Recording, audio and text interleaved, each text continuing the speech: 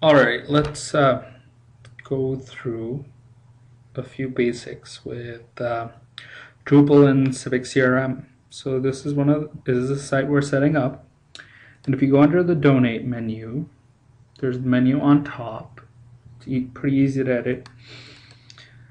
You enter in a contribution. You enter in your email address. You click Confirm Contribution, and then you can confirm it.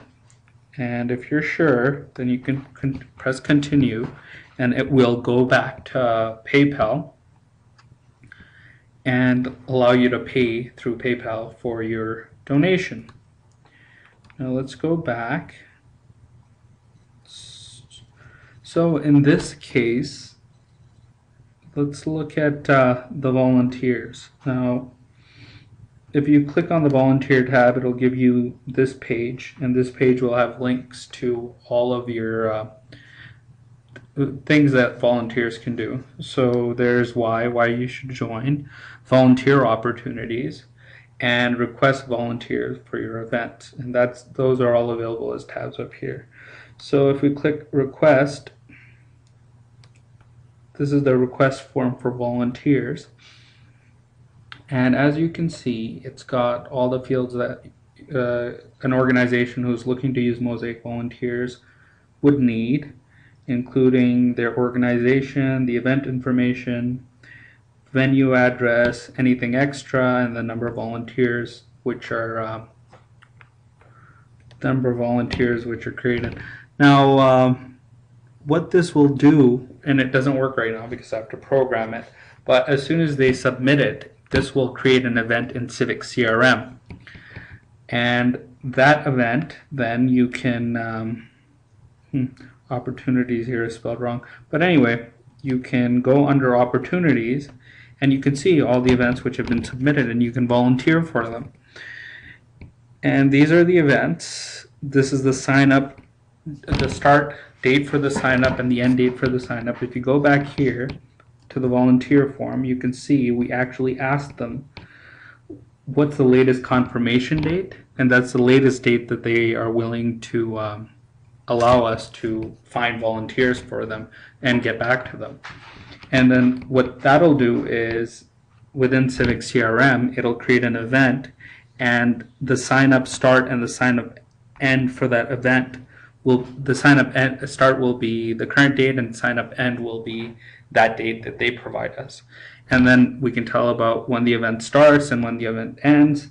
If your volunteers want to know more information about the event, they can click on the event, and this will give you a page of all the information that is important to them about the event, so they can decide whether or not to volunteer. If they want to volunteer, they simply click here, and this takes them to the registration form for the event. This right now is closed. The next one is open. If we just go here, or actually that one's closed as well. But anyway, you fill out this form and let's see, is it closed? Yeah.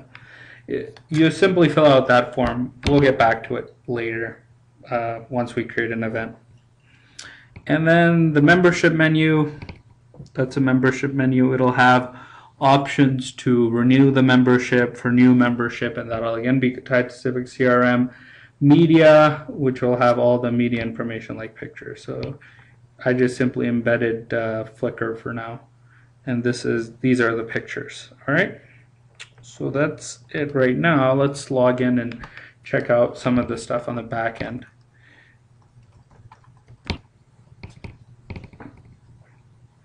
So now we're logged in.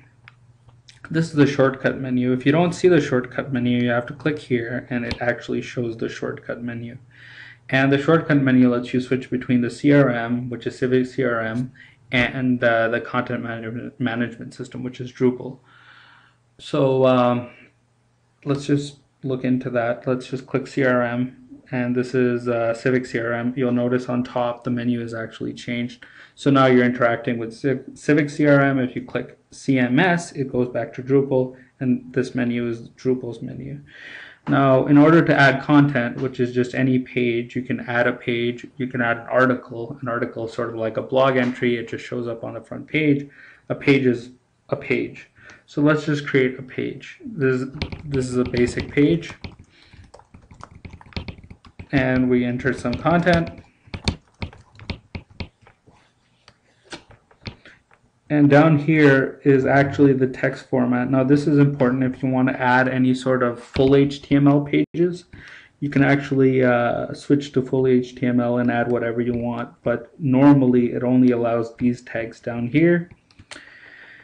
And say that you want to add this page to the main menu that you saw, the tab bar you saw on the main page before. You simply click here and make sure that main menu down here is selected, or you can choose it.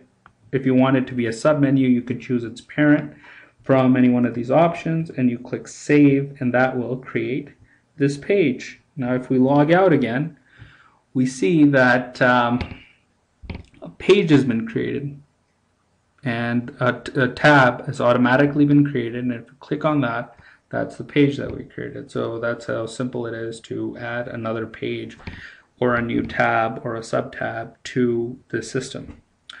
Let's just go back and log in and delete the page. So we are going to log in, click on the page, click edit. Now you can change the page and then click delete and choose delete, and now the page is gone and the tab has disappeared. So that's how you add content to the system. We'll discuss some more things in another video. For now, we're done.